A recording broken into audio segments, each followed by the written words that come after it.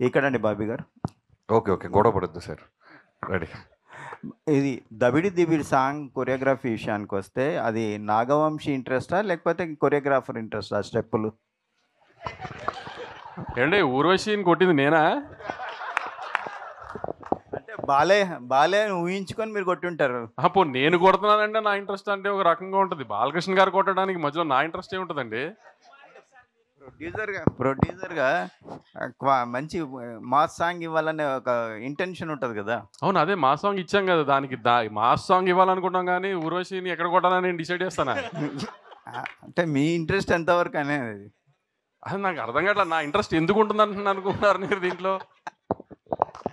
నాగవంశీ గారు, సో ఇద్దరు beautiful gorgeous యాక్ట్రెస్ని పెట్టారు, కానీ ఊర్వశి గారిని కూడా ఎందుకు క్యాస్ట్ చేశారు? అంటే వీళ్ళతో కూడా చేయించవచ్చు కదా. అలా కొట్టిస్తానే క్యాష్ చేసాం.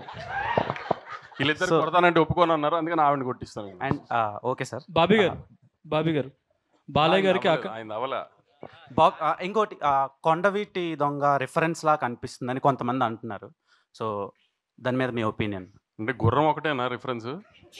సో అంటే సగం వైబ్ కానీ ఆ క్యారెక్టరైజేషన్ కానీ అలా ఉంది, ఏమైనా రిఫరెన్స్ తీసుకున్నారా లేదంటే ఫ్రెష్గా ఉండదు? ట్రైలర్ టేక్ ఆఫ్లో ఐ మీన్ కీపింగ్ ఫన్ అసలు ట్రైలర్ టేక్ ఆఫ్లో చెప్పింది కదా, చిన్న పాప ఐ మీన్ మంచోళ్ళకి మహారాజు, చెడ్డోళ్ళకి డాకు, అంతే. అది మీరు కొండబెడదాం అనుకోండి, రాబిన్ హుడ్ అనుకోండి, ఇంకేదన్నా అనుకున్నా ఐ మీన్ దట్స్ ఓకే, కానీ క్యారెక్టర్ అలాంటిది. అండ్ సోషల్ మీడియాలో మీరు చాలా యాక్టివ్గా ఉంటారు.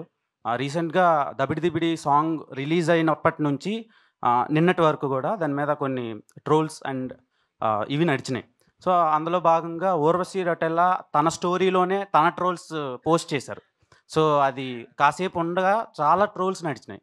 దాని మీద మీ ఒపీనియన్ ఏంటి? అది మీరే తెలుగు అర్థం కాక మీరందరూ పొగిడారు అనుకుంది, అందుకని మేము బాబీ చెప్పి తీయించేసాము. ఆయన తను కొంచెం తెలుగు అర్థం కాక తను పొగిడారు అనుకుని పొరపాటును పెట్టేసింది.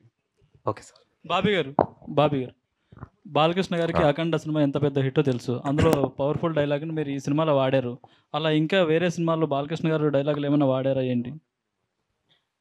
ఓ బోత్ ఆర్ నాట్ సేమ్ అనేదా? ఓకే, అది ఆ సిచ్యువేషన్కి చిన్న ఫన్ వస్తుందని వాడేవండి, అంతే. ఇంకా వేరే సినిమాలో లేవు. వంశీ గారు, this is Chandu, anchor from filmy looks. So first of all congratulations. ఎక్కడి నుంచి? Filmy looks sir. So first of all congratulations. Filmy focus అని ఎవరు వచ్చారా? వచ్చినట్టున్నారు సార్. సార్ బేసిక్గా బాలకృష్ణ గారి కెరీర్లోనే ఇప్పటి వరకు జరిగిన ప్రీ రిలీజ్ బిజినెస్ ఈ సినిమాకి జరిగింది. అంటే సినిమా హిట్ అయితే 100 కోట్లు రావటం అనేది ఇప్పుడు మామూలు విషయమే. బట్ కలెక్షన్ల పరంగా చూస్తే ఇప్పుడు సంక్రాంతికి వస్తున్నాయి కాబట్టి ఆటోమేటిక్గా వేరే సినిమాలు కూడా ఉన్నాయి.